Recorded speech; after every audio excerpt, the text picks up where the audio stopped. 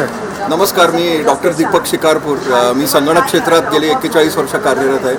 आज राज्य अर्थसंकल्प जाहीर केला आणि माननीय मुख्यमंत्र्यांनी आय टी क्षेत्रासाठी अतिशय उत्कृष्ट योजना जाहीर केलेल्या आहेत.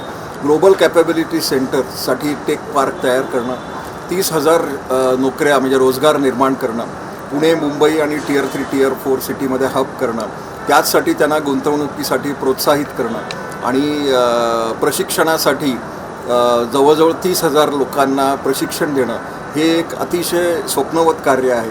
आणि त्यामुळं महाराष्ट्र राज्य एक डिजिटल पॉवर हाऊस म्हणून उदयास येईल आणि याची अंमलबजावणी करण्यासाठी संघ भावना महत्त्वाची आहे.